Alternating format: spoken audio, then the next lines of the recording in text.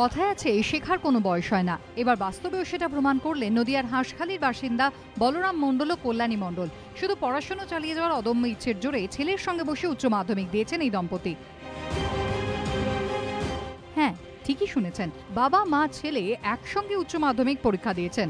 হতদরিদ্র পরিবারের ছেলে বলরাম মণ্ডল 1997 সালে মাধ্যমিক দেন, কিন্তু পাশ করেননি। সেই বছরই তার বিয়ে হয়ে যায় কল্যাণীর সঙ্গে। রোজগারের তাগিদে পড়াশোনা ছেড়ে কাজকর্ম শুরু করেন। তবে ছেলে বিপ্লবের পড়াশোনায় যাতে কোনো খামতি না থাকে সেজন্য চেষ্টার কসুর করেননি। নিজেরা আধপেটা খেয়েও ছেলে বিপ্লবকে স্কুলে ভর্তি করেছেন। আর তাকে পড়তে দেখে বলরাম ও তাঁর স্ত্রীর মনে আবার পড়াশোনার ইচ্ছেটা জেগে ওঠে।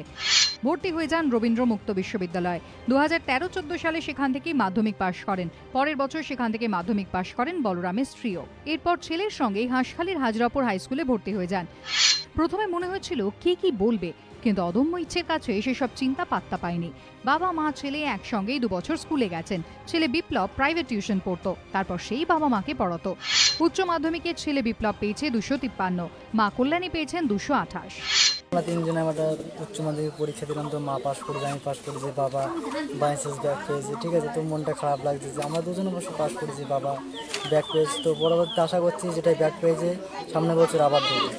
মাধ্যমিক পাস করলো, ছেলের সঙ্গে আমিও দিয়েছিলাম একই সঙ্গে দুইজনাই। তারপরে একই সঙ্গে পাস করে পরের বছরে 3 জনা, তাহলে তখন বললাম তাহলে 3 জনা একই সঙ্গে পড়াশোনা করতে হবে। তারপরে 3 জনা একই সঙ্গে একই স্কুলে ভর্তি হলাম। একই সঙ্গে 3 জন স্কুল যেতাম, একই সঙ্গেই পড়াশোনা করতাম। তবে আক্ষেপ একটাই, সব কাজ সামলেই পড়াশোনা করেও বাবা বলরাম আর পাশ করতে পারেননি। তারা এবারে একসঙ্গেই উচ্চ মাধ্যমিক পরীক্ষা দিয়েছিলেন। যথারীতি আজকের ফল প্রকাশের পর মা এবং ছেলে কৃতকার্য হলেও বাবা কিন্তু অল্প কিছু নাম্বারের জন্য পাশ করতে পারেননি। 3-4 ঘন্টা করে পড়তাম, যেটা পড়তাম একসঙ্গে বসে পড়তাম। আর আমরা দুইজনে এক জায়গায় পড়তাম, মানে একসঙ্গে যখন যেটা বুঝতে না পারতাম ছেলের কাছে বসে 3 জনাই কম্প্রোমাইজ করতাম। পাসটা করেছে, এটাই ভালো। এবার আমারটা হয়নি, এটাই আমার দুঃখের বিষয়। দেখি যদি বোর্ডের কাউন্সিলে কেউ আবেদন করে যে আপনারা এসছেন, যদি অনুরোধ করে যদি হয়ে যায়। বিপ্লব এবং তার বাবা মায়ের পড়াশোনার তাগিদ দেখে উচ্ছ্বসিত তাঁদের স্কুলের প্রধান শিক্ষকও।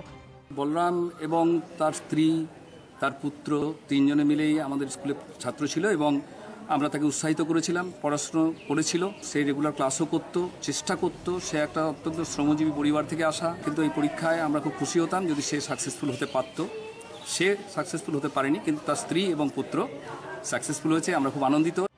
আপাতত মায়ের সঙ্গে উচ্চশিক্ষার পরামর্শ করতে ব্যস্ত বিপ্লব। দুজনে একসঙ্গেই পড়াশোনা করার ইচ্ছে, করে দেখানোর এখনো অনেক বাকি। সুজিত মণ্ডলের রিপোর্ট, এবিপি আনন্দ, নদিয়া।